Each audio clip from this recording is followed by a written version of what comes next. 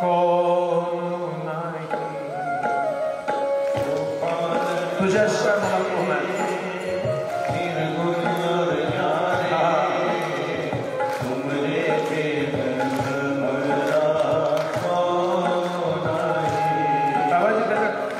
तुलसीदासाचे डोळे डगडगले ऐकाकडे रात्रभर तुलसीदाची रडत राहते दादा गरीबाचा कोणी वाली नसतो सकाळी उठले तसे डबडबलेले डोळे सकाळी नमस्कार केला बाबा निघाल मंदिरात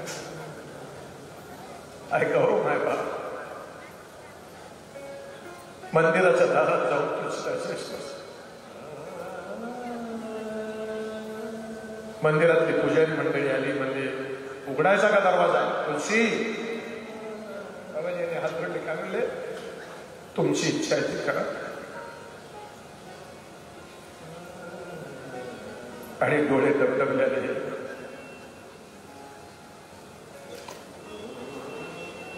खळखळ पाणी वाहत आहे तुलसीच्या डोळ्यात प्रसंग आहे का तुमच्या पायावर माझा अत्यंत गोड प्रसंग आहे ब्राह्मण मंडळीने दरवाजा उघडायची तयारी केली बाबा सगळं लावलं धूप दीप आणि आता दार उघडणार शांत लक्ष देऊन ऐकणारी मंडळी येणारे येतील जाणारे जातील तुम्ही इथंच भाऊ ऐका सगळं दरवाजा उघडला ना गावकऱ्याने बाबाजी सगळ्या ग्रंथाच्या खाली ठेवलेला ग्रंथ वर तर होताच होता पण ग्रंथाचं पहिलं पान उघडलेलं होतं आणि त्याच्यावर काशी विश्वनाथाची सही होती सत्यम शिवम सुंदर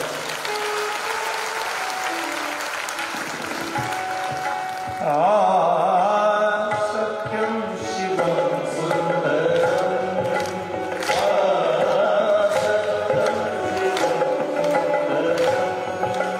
ईश्वर सत्य है सत्य ही शिव है शिव ही सुंदर है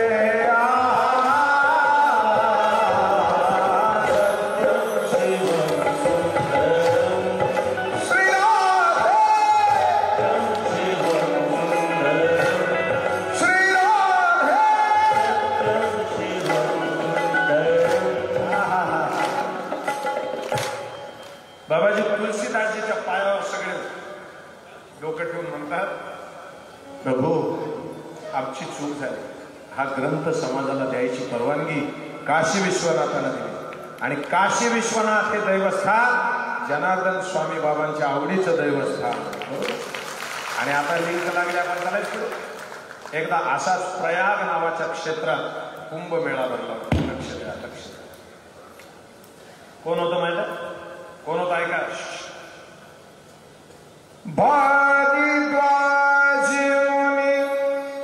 बसही प्रयागा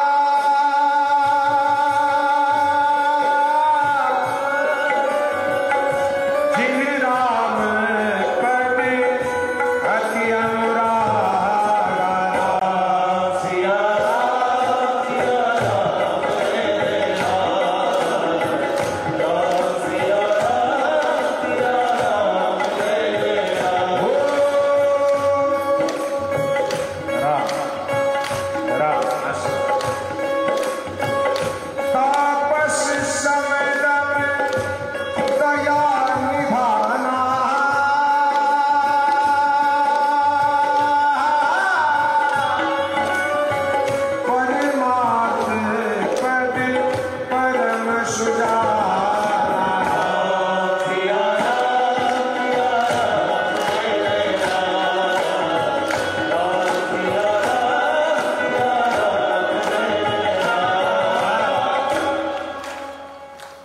प्रयागराजाच्या कुंभमेळ्यामध्ये एकदा कार्यक्रम सजला तसं बाबा आता ते कुंभमेळा 2027 ला होईल पण हा जनार्दन स्वामीचा कुंभमेळा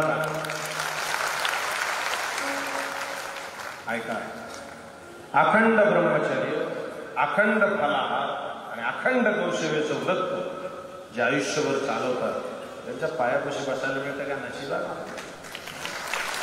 मला तुम्हाला मजा सांगा, मी कधीच सांगताय. आता तिथं ऐकायला कोण कोण आलं कथा माहित आहे? अरे इकडे बघा, हो प्रयागराजामध्ये कथा चालली होती ना, ऐकायला कोण आले माहित आहे? महादेव आणि पार्वती. कुठं कुठं? प्रयागराज. कुणाच्या आश्रमात? भारद्वाज मुनी बसही प्रयाग. भारद्वाज मुनी बसही प्रयाग. तुम्ही म्हणेच म्हणजे तुम्हाला कळत काय चाललंय. भारद्वाज मुनी बसही प्रयाग. जिन राम पद अति अनुराग. रामाच्या प्रेमामध्ये अत्यंतिक अनुरागी असलेले भारद्वाज ऋषी त्यांच्या आश्रमामध्ये याज्ञवल्क्यजी होते. आणि तिथं ऐकायला कोण आलं? बोला. महादेव आले. महादेव आदिनाथ. बाबा कुठला का आदिनाथ? कैलाश के निवास निराकार ओंकार मूलम तुरीयम गिरा ज्ञान दोतीतमीशं गिरीशं कालं महाकाल कालं कृपालं गुणागार संसारम. तुमच्या भाषेत सांगू तुम्हाला कळेल. हे झाले श्लोकाची भाषा, तुम्हाला नाही मिळाला. हर हर शंभू.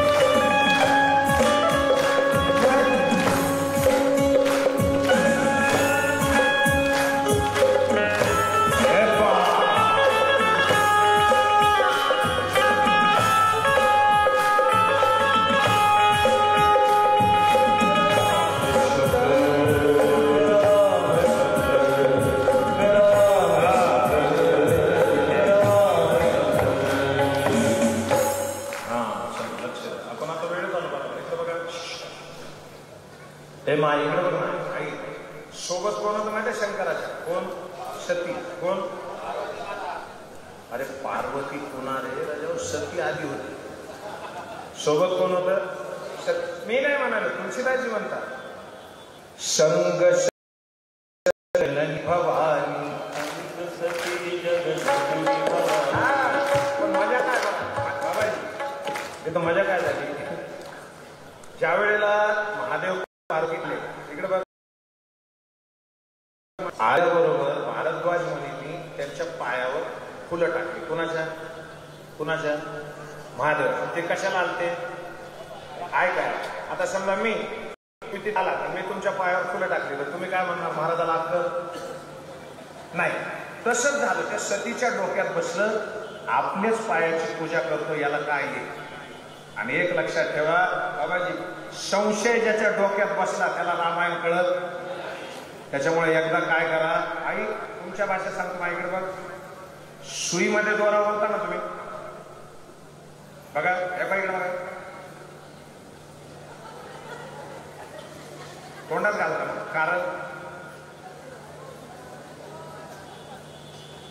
सुई दोरा ओढताना तोंडात घालावा लागतो. त्याचं कारण असं आहे की जर दोऱ्याचा एकही सूत बाजूला असला तर त्याला सुईत प्रवेश मिळत नाही.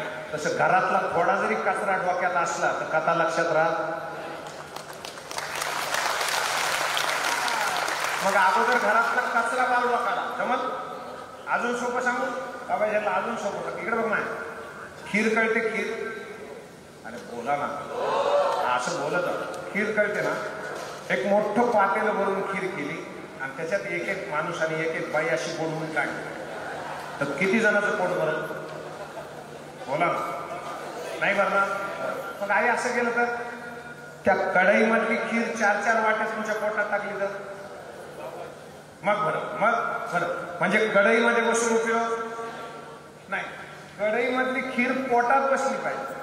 तसं तुम्ही नुसतं कथेच्या मंडपात बसून उपयोग, कथा तुमच्या डोक्यात बसली पाहिजे, याच्यासाठी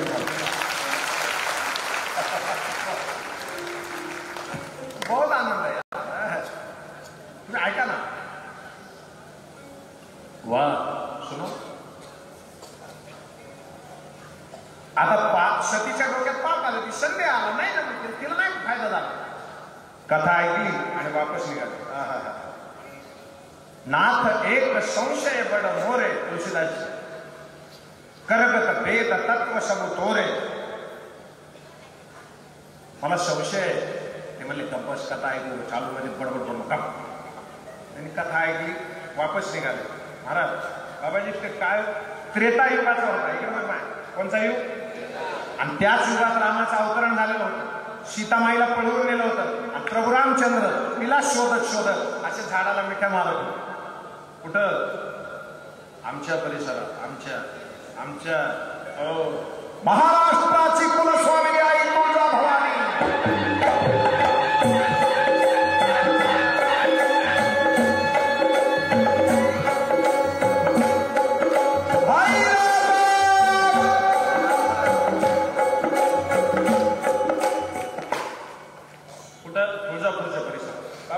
विमानातून चाललेले दोघ जण, महादेवाने विमान थांबवलं.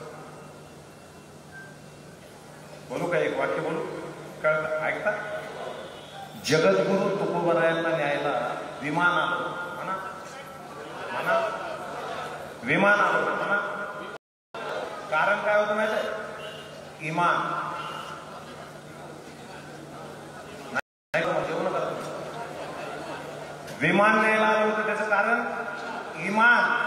आयुष्यभर इमानदारीने जगलेला नाही, इमानदारी ज्याला बघून कळते त्या महात्म्याचं नाव जनार्दन स्वामी. सुनेंगे यार, मौज करेंगे. अजून तो पहिला दिवस आहे. 7 दिवसात या नाशिकच्या या तपोवनाच्या परिसरात या जनार्दन स्वामीच्या 34व्या पुण्यस्मरणाला अयोध्येचं स्वरूप नाही दिलं तर पुन्हा कधीच व्यासपीठावर बसणार.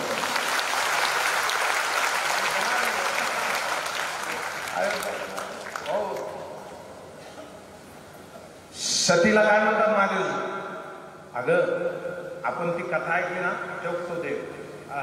ती म्हणते काही बी बनतात तुम्ही रडता, बाबा देवाला बघून खळखळ डोळ्यातून पाणी यावं, याला म्हणायचं भक्ती.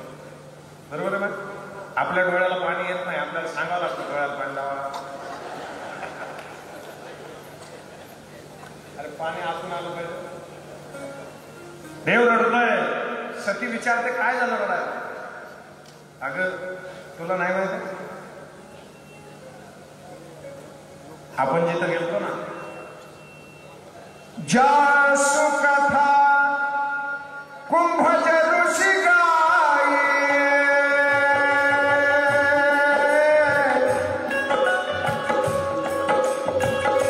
भाकित जा सुनय मुनी सुहाए.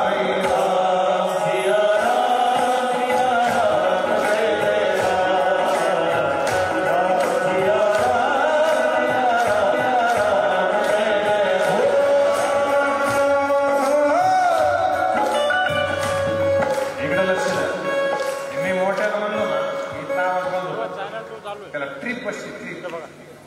उद्या उद्या आज राहू द्या आज राहू द्या आज लक्षात चुका झाल्या तर लक्षात माझ्या तुमच्या कारण उन्हेवा माझ्याकडे घेतो महाराज चांगले पण मस्तीवाला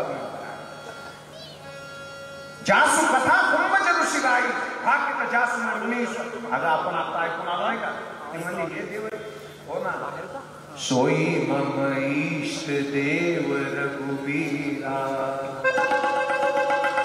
भाकित जासु सदा मुनि वीरा श्री राम जय राम जय जय राम श्री राम जय राम आणि मग सतीनं त्यांची जाऊन परीक्षा घेतली. इकडे बघ माय सीतेचं रूप घेतलं कुणी अरे तुम्ही ऐकायला लागला कुणाचं रूप घेतलं सीतेचं कुणी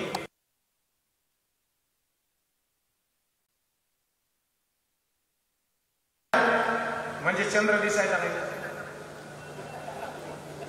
अरे बोला नाही लक्षात घ्या हिंदीतली